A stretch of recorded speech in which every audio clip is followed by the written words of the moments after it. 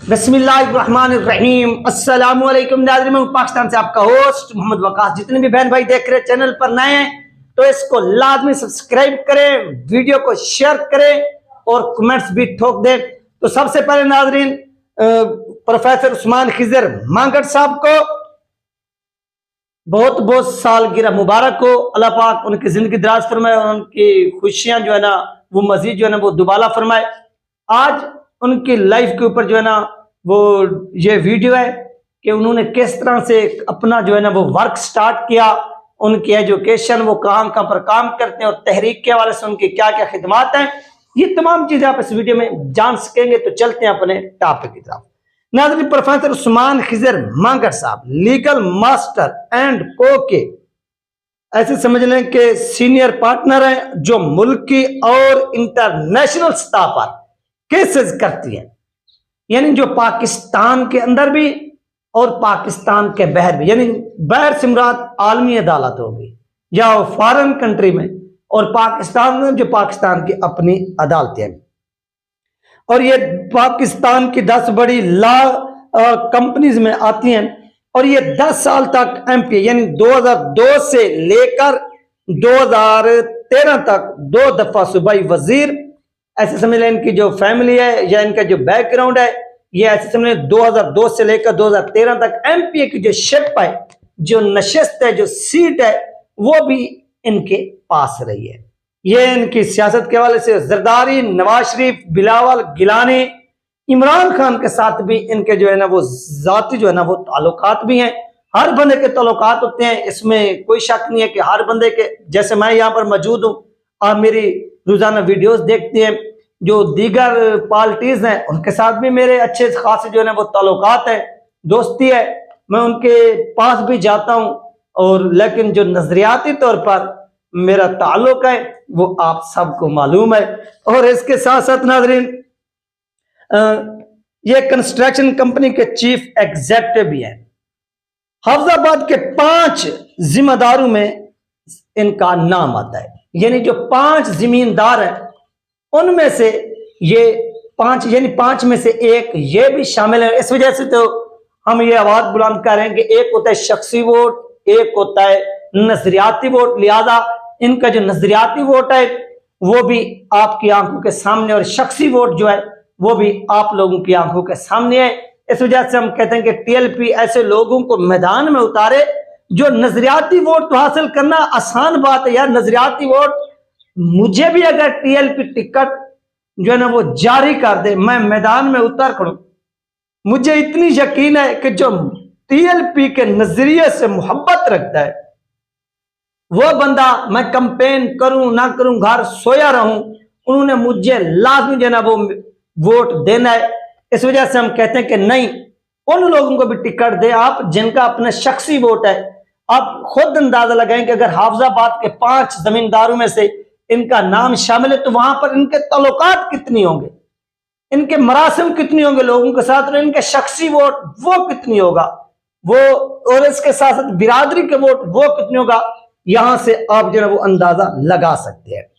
बिलावल भुट्टो इनके class fellow भी हैं, यानी ये बिलावल भुट्टो जो पाकिस्तान का वजीर खारजा रहा है, ये उनके भी ऐसे समझ क्लास फेलो है। इमरान खान का भांजा इनका रूममेट रहा है। मरियम नवाज की बेटी और तहरुल कादरी साहब की जो बेटी हैं वो भी इनकी क्लास फेलो है। ये आप सुन लें, इतनी बड़ी शख्सियत टीएलपी के अंदर मौजूद है। और कुछ लोग हैं जो इनको साइड लाइन करना चाहते हैं, तो उनके लिए भी मैसेज है कि यार एक बंदे की आप इतनी जद्दोजहद देखिए, इतनी ताल्लुकात देखिए, उसके बावजूद भी अगर ये टीएलपी के साथ खड़े हैं, टीएलपी के नजरिए का एहतराम करते हैं, टीएलपी के नजरिए के साथ जुड़ चुके हैं, तो फिर इनकी भी कदर करनी चाहिए। और ऐसे अजीम लीडर को या ऐसी अजीम शख्सियत को अगर आप अपने हाथों से ज़य कर दें तो ये एक बदकिस्मती होगी। इसके साथ साथ नाज़रीन सियासी वाबस्तगी के बावजूद ये 2022 में तहरीक लबैक पाकिस्तान में शामिल हुए। ये तहरीक लबैक पाकिस्तान में इनकी जो सियासत का आगाज है वो हुआ 2022 के अंदर। तहरीक लबैक पाकिस्तान में ये शामिल हुए।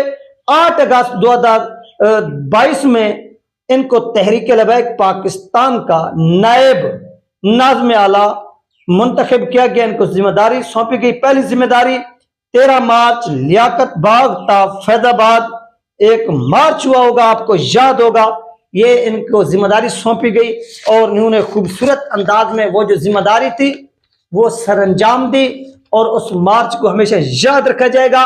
और उसमें इन्होंने ये जाती अपने खर्चे के ऊपर, तहरीक के नहीं, 690 बसें और 500 से ज्यादा कारों पर मुश्तमिल एक काफिला जो इनकी सरपरस्ती में फैजाबाद पहुंचा, ये वो लेकर पहुंचे। और ये टीएलपी का एक तारीखी मार्च था, वो मैं पहले भी आपको बयान कर चुका हूं। दूसरा, टास्क जमात के लिए तंजीमी सतह पर काम था और इस दौरान 14 अजला के दौरे किए, जिसमें मुख्तलिफ अजला जैसे अटक हो गया, चकवाल हो गया, जहलम हो गया, शेखपुरा हो गया, रावलपिंडी हो गया। इसके बाद दोबारा 14 दिनों का दौरा किया, एक एक पीपी में गए और 152 पीपीज जो इन अजला में थी, इनके तहत मातहत काम करती थी, ये उनमें एक कारकुनान के जिम्मेदारान के साथ बैठे, उनके मसाइल पर गुफ्तगू की और उनके साथ मीटिंग की और बहुत सारे जो मसाइल वहां पर चल रहे थे ये उनके साथ बैठकर उनको हल करने की यकीन दहानी भी कराई। और इसके बाद नाजरीन, ये 3 महीने तक अपने घर भी वापस नहीं है। जब इनको हलफ उहद इनको दे दिया गया, इन्होंने उठा लिया, तो इसके बाद इन्होंने वापस मोड़कर घर नहीं देखा। घर तो मेरा भी है, आपका भी है, जहां पर बंदा जाए 1 हफ्ते के बाद घर की याद आ जाती है। जिसके पीछे फैमिली हो, सब कुछ हो, तो उसको तो ज्यादा जो है ना वो घर के पीछे जो है ना ऐसा समझ ले कि सोच आती है कि यार पीछे बच्चे हैं, फैमिली है, तो ये चीजें। इसके बावजूद वो 3 महीने तक घर नहीं आए और ये टीएलपी पंजाब की मकबूल तरीन जमात बन चुकी है और इनको एक साहब के कहने पर पंजाब की मुकम्मल यानी जो शुमाली पंजाब की मुकम्मल बॉडी को तोड़ दिया गया। वजह ये थी कि वो इनको पसंद, क्योंकि जो बंदा काम कर रहा होता है ना, जो ऊपर बैठे हुए लोग होते हैं, यानी इनसे ऊपर जो बैठे हुए लोग, यानी शुमाली पंजाब की जो बॉडी थी, इनके ऊपर जो काम करने वाले लोग हैं, वो देखते हैं कि फलां बंदा इतनी तेजी के साथ काम कर रहा है, ये मेरे लिए खतरा ना बन जाए, लिहाजा इसके पार काट दो। तो इस तरह से इनको अलग कर दिया गया और इनसे इनका जो ओहदा है ये छीन लिया गया। और ये 3 माह तक पंजाब के नाज़ में आला रहे।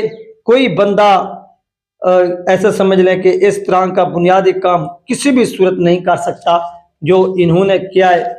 इतनी तेजी के साथ इन्होंने अपना ये जो कारनामा सरअंजाम दिया है, इसकी जितनी भी तारीफ की जाए वो कम है। इस दौरान टीएलपी के बड़े बड़े चर्चे हो रहे थे, वाकई सोशल मीडिया से लेकर इलेक्ट्रॉनिक मीडिया पर भी टीएलपी को कवरेज मिलना शुरू हो गई।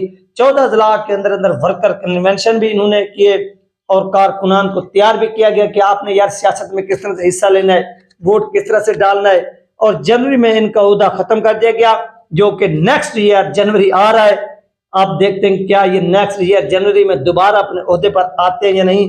और आज तक लोगों को ये इल्म भी नहीं हुआ कि इनके पास कोई ओहदा है या खत्म हो गया। ये ऐसे समझ लें कि बगैर ओहदे के इतनी जो है ना वो काम करते रहे, तहरीक के लिए जदोजहद करते रहे।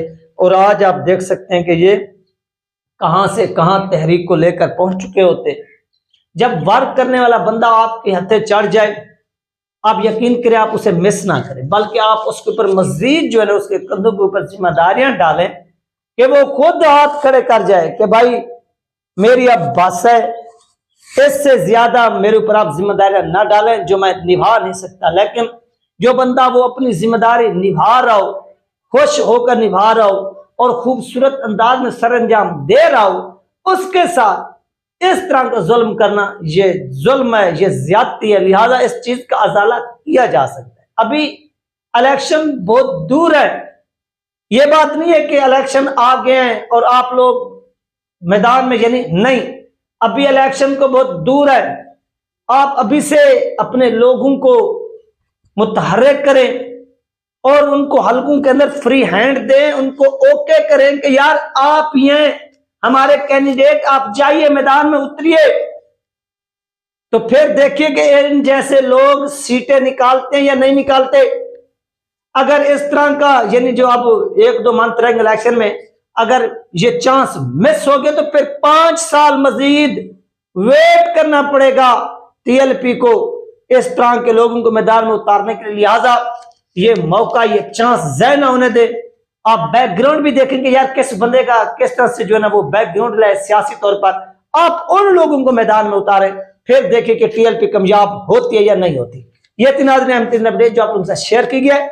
अपना ख्याल रखिएगा, मुझे दो याद रखिएगा।